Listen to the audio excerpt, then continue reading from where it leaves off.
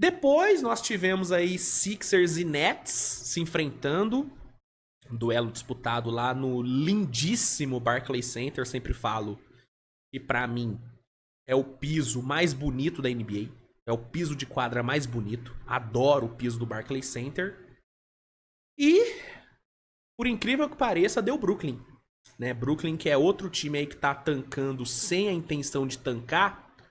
Ontem o time conseguiu vencer o Sixers, que não teve nem Embiid e nem Maxey, mas teve o Paul George. Mas foi o mesmo que não ter, né? Porque o Paul George ontem entregou talvez o seu pior jogo da carreira, né? Jogando quase 40 minutos, o Paul George terminou o jogo com 2 pontos, cara. 1 de 7 nos arremessos. Assim, na boa, cara, é revoltante, cara. É revoltante o basquete praticado pelo Paul George nessa temporada. Eu acho que se eu fosse torcedor dos Sixers, mano, eu ia estar muito revoltado. Muito revoltado. Porque é um cara que tá ganhando uma bala. É um cara que chegou com toda uma expectativa e tal, botando mó banca, né? Porque ele não aceitou que o Clippers estava querendo pagar. Ele achou que ele estava super valorizado, né? E aí me chega no Sixers e me faz a sua pior temporada da vida, assim. É surreal, cara. É surreal. E eu entendo a questão das lesões e tudo. Mas, gente, não tem como, velho.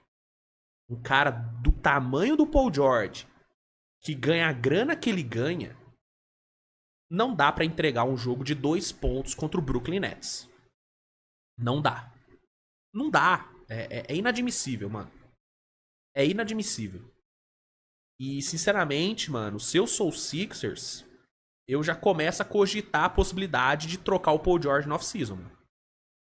De coração.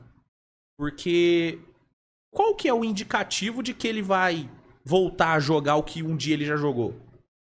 Se ele não tá jogando no Sixers todo esfacelado, onde era pra ele se destacar e tal, porque não é que ele tá tendo que dividir a bola, porque o Embiid quase não joga, né? Era pra ele estar assumindo esse time nos momentos sem o Embiid, só que ele não faz isso.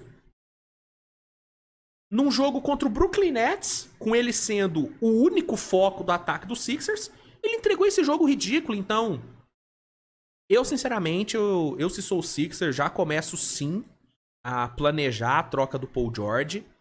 Vai ser difícil arrumar alguém interessado, né? Porque com a grana que ele ganha, o histórico de lesão e essa temporada terrível que ele tá fazendo, vai ser complicado arrumar alguém disposto a se dispor de ativos por ele. Mas eu já começaria a cogitar isso, mano. Eu já falei, né? Eu já começaria a pensar em rebuild em Filadélfia. Já falei aqui que pra mim, trocar Paul George, trocar Embiid e reconstruir ao redor do Maxey é uma opção muito válida, tá? Muito válida, porque sinceramente eu não acredito muito nesse Sixers não, mano. Todo respeito aí à torcida de Filadélfia, que é uma das torcidas mais apaixonadas aí, mas eu não acredito mais no projeto, mano. Não acredito mais no projeto. Eu cheguei a ficar hypado, cheguei a criar esperança, porque realmente as contratações que o Sixers fez no off-season foram excelentes.